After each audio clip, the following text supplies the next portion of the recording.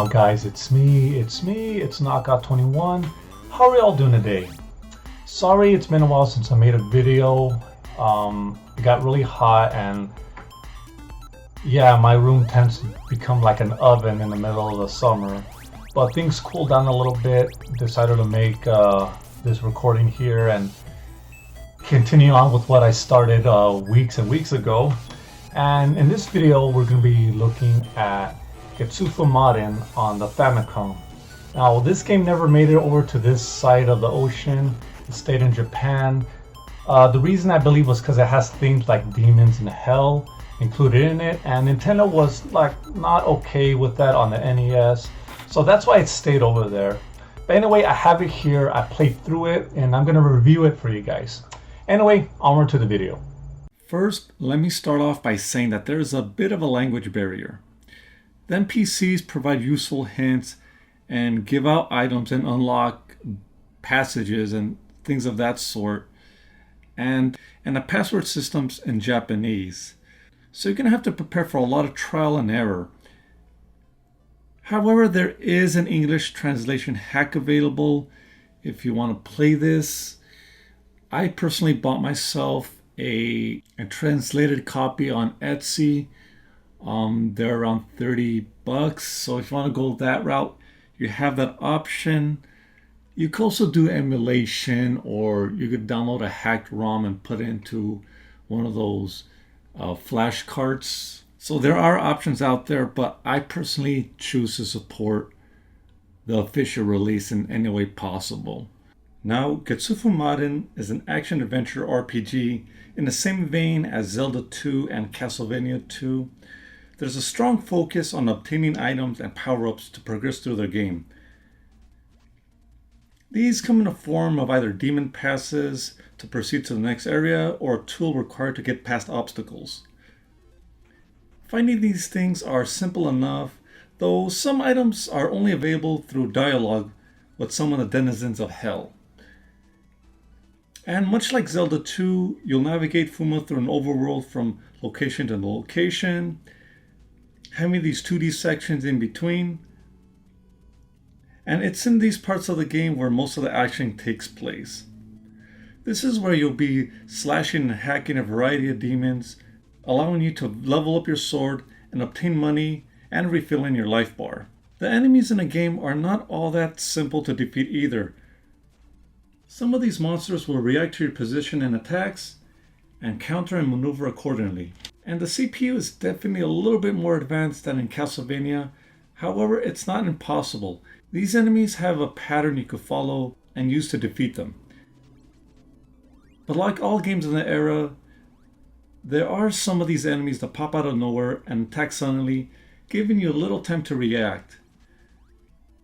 Another portion of this game I failed to mention is the 3D dungeon mazes.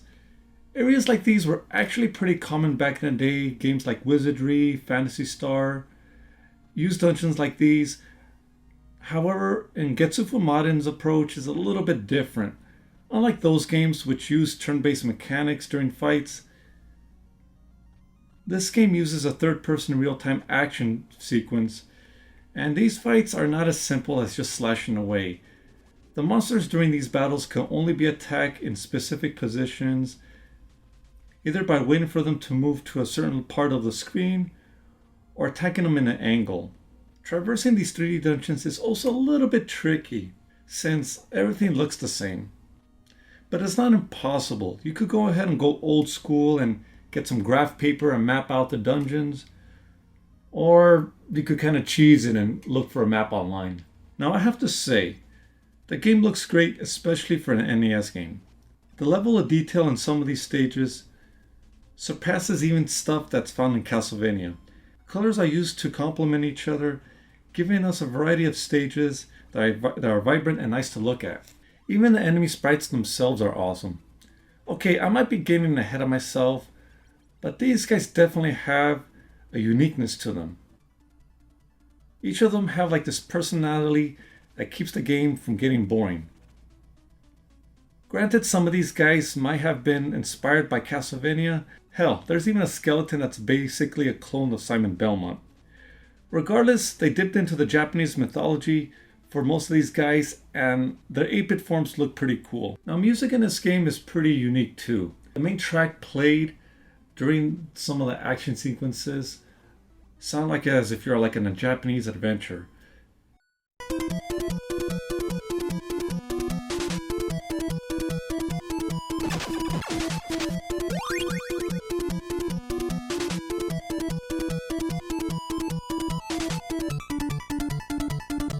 The use of the Famicom's 5-channel audio mimics tones similar to movies and games based off the Shogun era.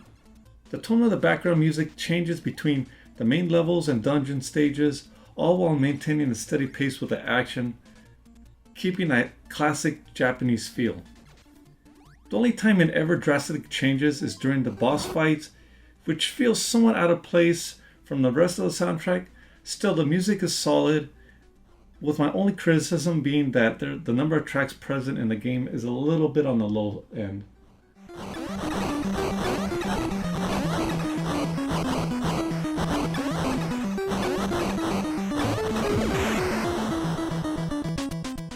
Maneuvering and attacking is much easier than the classic Castlevania, which feels a little stiff in comparison. Fuuma feels much faster than his whip-wielding counterpart and can change directions mid-jump, so you have more control over him while moving. His attacks have a short range, however the sword covers a wider area and remains on the screen a longer time, making it easier to attack from any angle. If I have any complaints about the controls, it would be that it feels a little floaty when Fuuma's up in the air. Though considering how big some of the gaps can be, I'm pretty sure this was necessary. And there you have it, guys. Getsu Fuuma for the Famicom. Is this game worth it? Yes, totally worth it. I give this game an A.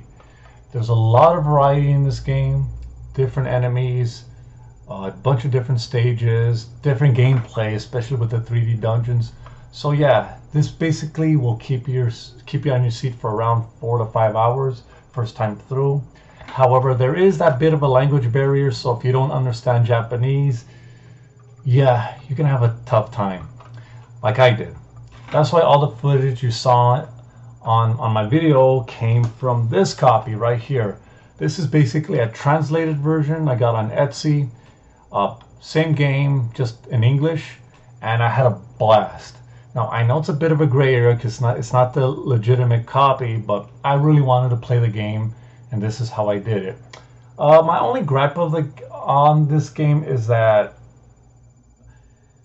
it's a little bit on the short side, especially for a game that uses a password system.